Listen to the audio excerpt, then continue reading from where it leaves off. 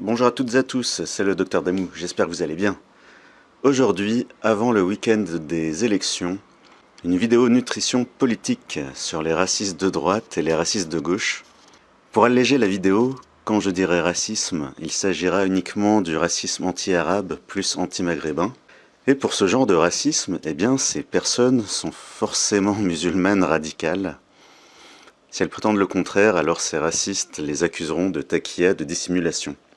Ensuite, pour éviter les procès, je dirais juste des généralités. Donc je ferai pas de référence directement à une personne en particulier qui aurait dit un truc en rapport. Voilà, je donnerai pas d'exemple. Parce que, eh bien, on peut dire par inadvertance une parole considérée comme raciste, alors que l'on n'est pas raciste soi-même. Sans parler des personnes un peu trop susceptibles, qui déforment les propos tenus par leurs adversaires politiques. Voilà, ça c'était l'introduction. Maintenant, les 3 points. Mes 3 points. Premier point, les kebabs. Le raciste de droite, il déteste les kebabs. Parce que c'est étranger, parce qu'il y a une hygiène douteuse. La viande est souvent de la viande halal.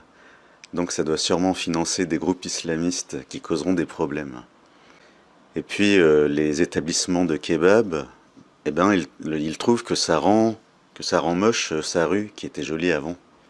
Et puis les kebabs, ça peut servir à faire du blanchiment d'argent sale, de trafic issu de gens issus de l'immigration. Donc il n'y a rien qui va d'après le raciste de droite. Alors que pour le raciste de gauche, les kebabs c'est super, il en mange de temps en temps, ça le fait voyager. Surtout quand il y va avec son seul ami d'origine maghrébine, ça le change de tous ses amis blancs ou autres. Et puis le raciste de gauche, il est moins gêné par le manque d'hygiène que le raciste de droite.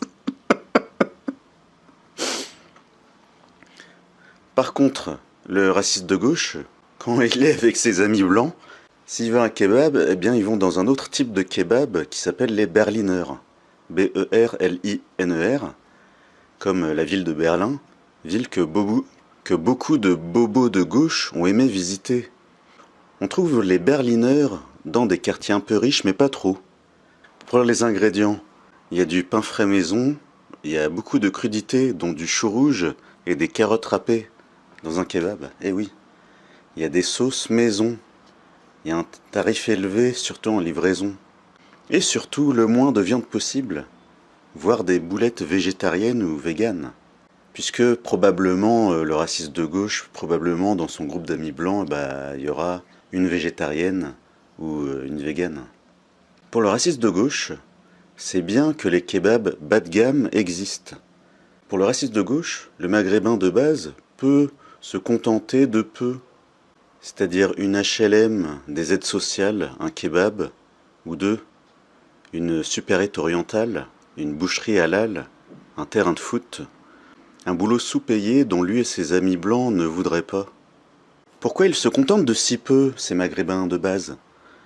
Peut-être parce qu'une certaine gauche lui répète que les Français les considèrent comme des abrutis.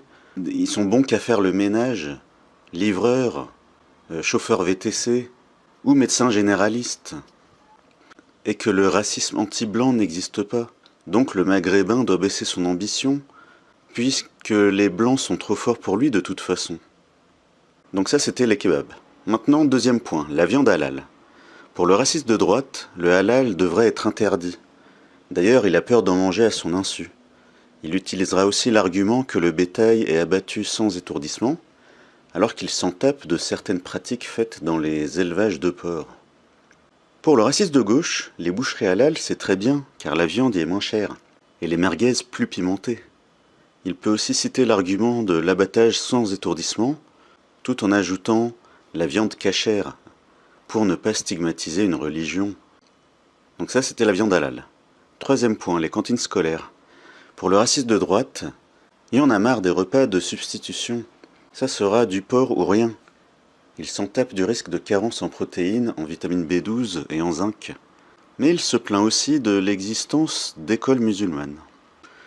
Pour le raciste de gauche, le repas de substitution, c'est d'accord, mais si les musulmans commencent à réclamer du halal, alors ça sera repas végétarien pour tous les enfants. Le raciste de gauche, lui aussi, il s'en tape du risque de carence, alors que la gauche est censée lutter contre les inégalités. Et de toute façon, les repas végétariens toute la semaine, ça risque bientôt d'être le futur projet de l'alliance entre la gauche, les écolos et le parti animaliste. Voilà pour aujourd'hui. Pensez à mettre un like, ça fait plaisir. Pensez à vous abonner si ce n'est pas déjà fait. Et à bientôt pour la prochaine vidéo.